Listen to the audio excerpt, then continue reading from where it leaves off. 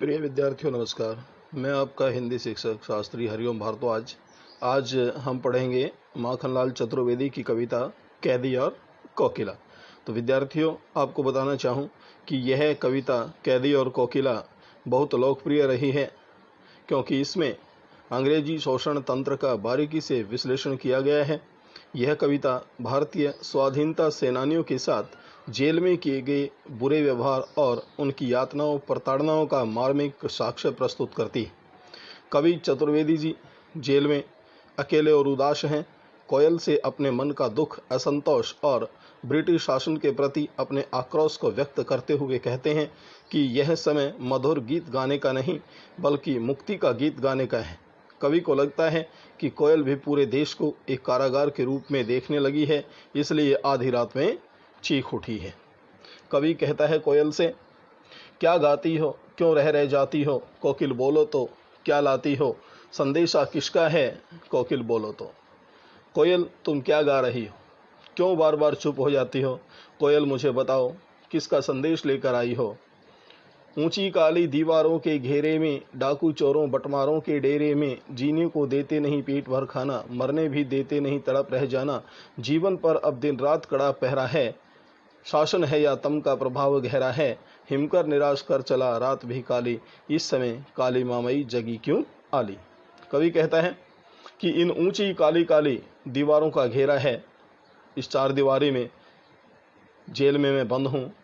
यहाँ शासन कैसा है, ये सब डाकू हैं, चोर हैं, बटमार यानी राह चलने वालों को लूटने वाले हैं। इनका डेरा, इनका समूह है जो हमें जीने भी नहीं देते हैं और पेट भर कर खाना भी नहीं देते हैं, मरने भी नहीं देते। हम तड़प तड़प कर अपना जीवन बिता रहे हैं। हमारे जीवन पर अब दिन रात इनका कड़ा पहरा है और पता नहीं यह शासन है या फिर इस गुलामी के अंधेरे का प्रभाव है। हिमकर निराश कर चला रात भी काली, अब तो हिमकर चंद्रमा भी निराश कर चला, अर्थात चला गया है। यह रात भी बहुत काली गहरी अंधेरी हो गई है। अब इस अंधेरी काली रात में हे काली माँ मई आली आली, यानी सखी कोयल तुम भी काली माँ से युक्त इस रात में क्यों जाग रही हो। कवि कहता है क्यों हुक पड़ी वेदना बोझ वाली सी, कोकिल बोलो तो क्या लूटा। कवि कहता है क्यों हुक पड़ी, बेचैनी में बोलना हुकना, क्यों हुक पड़ी तुम्हारी वेदना, तुम्हारी जो वेदना पीड़ा है वो बहुत बोझ वाली सी है, मुझे बहुत बोझिल सी लग रही है। बोझ वाली सी यहाँ उपमालंकार है। कोयल बोलो तो क्या लूटा, कोयल मुझे बताओ तुम्हारा क्या लुट गया है। मृदुल वैभव की रखवाली सी, कोकिल बोलो तो क्या हुई बावली अर्धरात्रि को चीखी, कोकिल बोलो तो किस दावानल की ज्वालाएं हैं दीखी, कोकिल बोलो तो। कवि कहता है कोयल को कि मृदुल वैभव की रखवाली करने वाली है, मन की कोमल भावनाओं की रखवाली करने वाली कोयल है, तुम तो उसके समान हो, फिर बताओ क्यों रात्रि में बोल रही हो। कवि उसके बोलने के कारणों की अपने आप अंदाजा लगाते हुए कहता है क्या हुई बावली, क्या तुम पागल हो गई हो जो इस आधी रात में चीख रही हो, बोल रही हो। कोयल बताओ किस दावानल की, जंगल की किस आग की लपटें तुमने देख ली हैं, क्या देख न सकती जंजीरों का गहना, हथकड़ियां क्यों यह ब्रिटिश राज का गहना। कोल्हू का चर्रक चूं जीवन की तान, गिट्टी पर उंगलियों ने लिखे गान, हूँ मोट खींचता लगा पेट पर जुआ, खाली करता हूँ ब्रिटिश अकड़ का कुआं, दिन में करुणा क्यों जगे रुलाने वाली, इसलिए रात में गजब ढा रही आली। कवि कहता है क्या, प्रश्न करता है क्या तुम यह जंजीरों का गहना नहीं देख सकती, जो जंजीरें बेड़ियां हमने पहनी हुई हैं। कवि ने इनको गहना कहा है। गहना क्यों कहा है, क्योंकि उस समय के स्वतंत्रता सेनानी देश की आज़ादी के लिए जेल जाना और वहां जाकर हथकड़ियां बेड़ियां पहनना गौरव की बात समझते थे, इसलिए उन्हें गहना या आभूषण कहा गया है। हथकड़ियां क्यों, ये हथकड़ियां क्यों हैं, यह ब्रिटिश राज का गहना, यह हथकड़ियां नहीं है बल्कि क्या है, ब्रिटिश राज का गहना है, आभूषण है जो इन्होंने हमें पहनाए हैं। कोल्हू का चर्रक चूं जीवन की तान, और जेल में हम जो कोल्हू चलाते हैं उसकी चर्रक चूं की आवाज़, उससे निकलने वाली चर चर की जो आवाज़ है वही हमारे जीवन का संगीत बन गई है। गिट्टी पर उंगलियों ने लिखे गान, और उस हत्थे को पकड़कर जो हम कोल्हू चलाते हैं उसकी गिट्टी पर, उस हत्थे पर हमारी उंगलियों के निशान पड़ गए हैं। हूँ मोट खींचता लगा पेट पर जुआ, और कुएं से पानी निकालने के लिए अपने पेट पर जुआ बांधकर मोट खींचता हूँ, पुर खींचता हूँ। चरस होती है एक, बहुत उसका बना हुआ होता है, ये चमड़े का बना हुआ बड़ा होता है एक, जिससे पानी खींचा जाता है। खाली करता हूँ ब्रिटिश अकड़ का कुआं, और इस प्रकार मैं वहाँ से पानी नहीं निकाल रहा हूँ, बल्कि उनकी यातनाएं, उनकी प्रताड़नाएं सह सह कर क्या कर रहा हूँ, ब्रिटिश जो शासन है उनकी अकड़ ढीली कर रहा हूँ। दिन में करुणा क्यों जगे रुलाने वाली, इसलिए रात में गजब ढा रही आली। अब कोयल से कहता है कि हे सखी, दिन में करुणा क्यों जगे रुलाने वाली, दिन में रुलाने वाली करुणा मन में क्यों जागे, इसलिए तुम रात में गजब ढा रही हो, रात में बोल रही हो। यहाँ करुणा जागने का अभिप्राय क्या है? कोयल से कहता है, यदि कोयल तुम रात में बोलोगी तो लोग हमारे बारे में जानेंगे, हमारे घर वाले, हमारे परिवार सगे संबंधी जानेंगे कि हमें कितनी यातनाएं यहाँ दी जा रही हैं, और उनके मन में हमारे प्रति करुणा का भाव पैदा होगा, इसलिए तुम रात में बोल रही हो।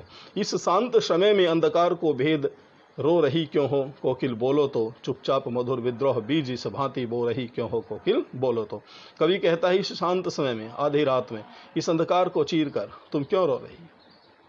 कोयल मुझे बताओ, तुम चुपचाप मधुर विद्रोह बीज, मधुर विद्रोह के बीज क्यों बो रही हो? मधुर विद्रोह बीज क्यों कहा गया है? विद्रोह के बीज बो रही है, लोगों में विद्रोह की भावना पैदा कर रही है। मधुर, मधुर इसलिए क्योंकि कोयल की वाणी को मधुर कहा जाता है। इस भांति बो रही क्यों हो, कोयल बोलो तो।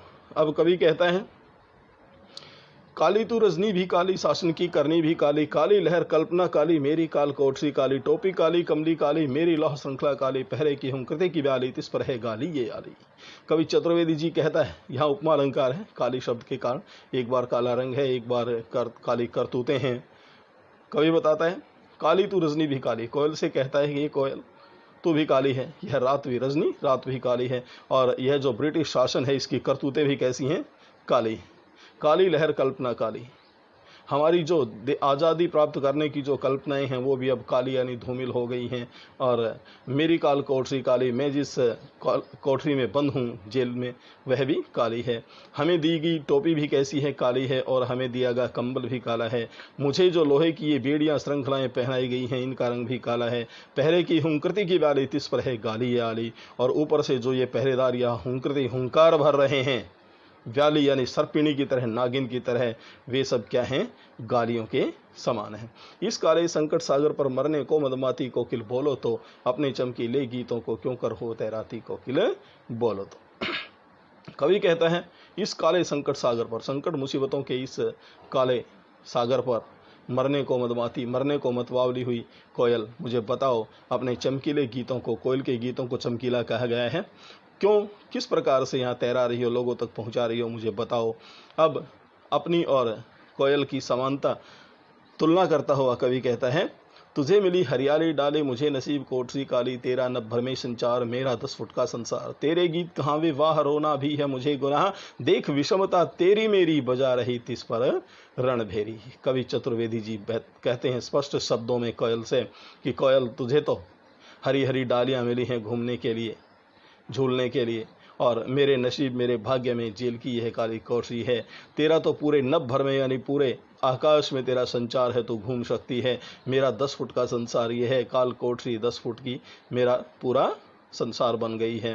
तेरे गीत कहाँ वे वाह कोयल, तेरे गीतों को सुनकर लोग वाह वाह करते हैं, प्रशंसा करते हैं, लेकिन हम कैदियों का यहाँ जेल में रहकर रोना भी गुनाह है, अपराध है। हम अपने अधिकारों के लिए लड़ते हैं, आवाज़ उठाते हैं तो अपराध समझा जाता है और हमें मारा पीटा जाता है। देख विषमता तेरी मेरी, बजा रही तिस पर रणभेरी। अब मुझे पता लग गया है कि कोयल तू रात में क्यों बोल रही है, तू रणभेरी बजा रही है। रणभेरी यानी युद्ध में बजने वाला वाद्य यंत्र है, उसे बजा रही है। क्यों? क्योंकि मुझ में और तुझ में जो असमानताएं हैं उनको देखकर तू युद्ध का शंखनाद कर रही है। चतुर्वेदी जी आगे कहते हैं अंतिम पंक्तियों में, इस हुंकृति पर अपनी कृति से और कहो क्या कर दूं, कोकिल बोलो तो, मोहन के व्रत पर प्राणों का आसव किस में भर दूं, कोकिल बोलो तो। कवि कहता है इस हुंकृति पर, इस हुंकार पर, अपनी कृति से, अपनी रचना से और कहो क्या करूं। कवि है, कवि के पास कलम है, कलम की ताकत है, अपने रचनाओं के बल पर वह लोगों में आज़ादी के प्रति जुनून पैदा करता है, और उसी बात पर आकर फिर बोल रहा है कि इस हुंकृति पर, इस हुंकार पर, अपनी कृति से, अपने रचना से और कहो मैं क्या करूं। कोयल मुझे बताओ तो सही, मोहन के व्रत पर। यहाँ मोहन कौन है? मोहनदास करमचंद गांधी, और उनका व्रत, उनका संकल्प क्या था? देश को आज़ाद कराना, आज़ादी दिलाना, स्वतंत्रता दिलाना। उनके उस संकल्प पर प्राणों का आशव किस में भर दूं, मैं प्राणों का आशव किस में भरूं। आशव क्या होता है विद्यार्थियों? आशव होता है जड़ी बूटियों को, ये आयुर्वेद में इसका वर्णन मिलता है, जड़ी बूटियों को बहुत अच्छी तरह से उबाल कर और उसमें से उसकी जो भाप होती है उस भाप को पानी में बदल कर और फिर उसको इकट्ठा कर लेना आशव कहता है। इसका मतलब होता है निचोड़, सार। तो मैं प्राणों का किस में आशव भरूं, कोकिल बताओ, कोयल मुझे बताओ तो सही मैं क्या करूं। ये थी आपके प्रिय कवि माखनलाल चतुर्वेदी की कविता कैदी और कोकिला। जय हिंद, जय भारत। मिलते हैं अगले वीडियो में।